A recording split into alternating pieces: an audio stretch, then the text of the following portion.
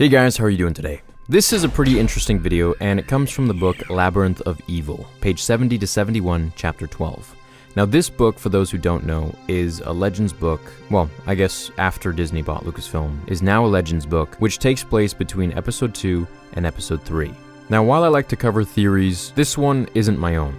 This one comes from Anakin Skywalker himself, as he considers what his life might have been like if the Jedi had never found him. I'm going to go over an excerpt from the James Lucena book, Labyrinth of Evil, and as said before, this is the direct prequel to Revenge of the Sith, or at least it was before. So a little bit of a rundown for you guys before we get to the quote from the book. Anakin and Obi-Wan are on the hunt for the secret identity of the mysterious Sith Lord that Dooku answers to.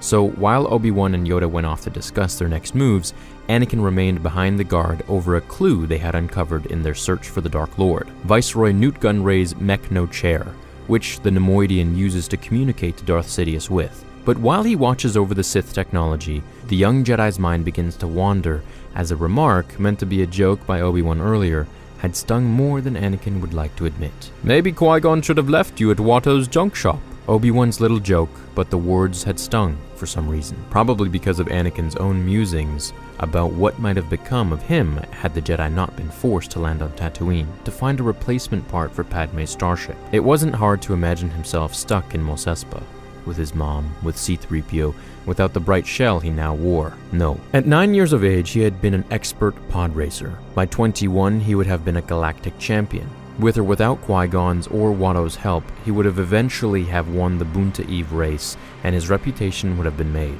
He would have bought freedom for himself, his mother, all the slaves in Mos Espa, gone on to win the grand races on Malastare, been hailed in the gambling casinos on Ord Mantell and Coruscant. He wouldn't have become a Jedi. He would have been too old to train, would never have learned to wield a lightsaber, but he would have been able to fly rings around the finest of Jedi pilots, including Saesee Tiin, and he still would have been stronger in the Force than any of them. He might never have met Padme. He had thought her an angel, arrived on Tatooine from the moons of Lego. A playful remark on his part, but not as entirely innocent as it had sounded. Even so, to her, he was just a funny little boy. Padme didn't know that this precocity wasn't limited to a skill for building and fixing things. He had an uncanny sense for knowing what was going to happen, a certainty that he would become celebrated. He was different. Chosen long before the Jedi Order had bestowed the title. Mythical beings came to him, angels and Jedi, and he excelled in contests in which humans weren't even meant to participate. And yet, even with an angel and Jedi for guests in his home, he hadn't divined the sudden departure from Tatooine, the Jedi training, his marriage. He was no longer the funny little boy, but Padme remained his angel. A vision of her broke his reverie. Something had changed. His heart filled with longing for her. Even through the Force, he couldn't clarify what he was feeling. He simply knew that he should be with her, that he should be there to protect her. He flexed his artificial hand. Remain in the living Force, he told himself. A Jedi didn't dwell in the past.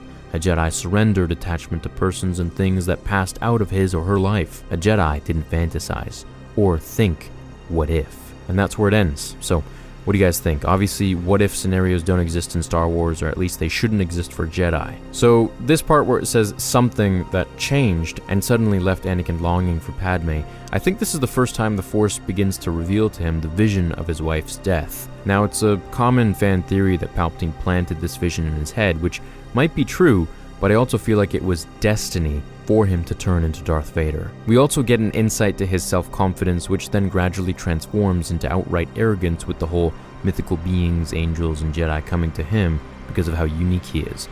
But is it arrogance if it's true? I mean, Padme might not be an actual angel, but she was the queen of an entire planet. The Jedi are mythical in their way, and Anakin is the literal chosen one. That stuff will go to your head, and especially coupled with having more midichlorians than any other Jedi, even Grandmaster Yoda. It's no wonder he was sure of his powers. But what I found to be the most interesting was Anakin's musings on what his life might have been if Qui-Gon and Obi-Wan had never arrived on Tatooine. Do you agree with him? Is that how you think it might have gone? What about the Clone Wars? Would Anakin have enlisted? Would he have fought for the Republic or the Separatists? I can see him joining the Separatists, having grown up on Tatooine and knowing firsthand that the Republic has allowed slavery to continue in the Outer Rim regions, feeling ignored and disenchanted with the galactic government. He could have decided to join the cause of the Confederacy of Independent Systems, a celebrity pilot who joins the war effort, Dooku would take notice of him and sense his strength in the Force, he would either make Anakin an acolyte like Asajj Ventress, or perhaps his secret apprentice to help him overthrow Sidious, who would then probably take sight of Anakin and be like, well, this kid's mine now. That would be pretty cool. Let me know if you want me to turn that into a fan fiction. I think it would be pretty fun. And what's actually interesting about this is that Luke wanted to be a pilot, so it just shows that Anakin had the same fantasy and dream. And where would it have ended up Anakin if he actually had become a pilot? Would he have been that noticed by Dooku or someone else? And the same can be said about Luke and the Empire. Let me know down below what you think of all of this. Do you think Anakin would have turned to the dark side had he just gone on to become a pilot, or would he just be a famous pilot? There's one thing we can take away from this, and that's the fact that he really wanted to save all of the slaves from his home, including his mother. And that's something that he wanted to do whether he was a Jedi or just some famous pilot. But alas, he never got to. And all of this went hand in hand with his own fall to the dark. See you guys in the next video. Thanks for watching. Until then, remember, the Force will be with you, always. Now, fulfill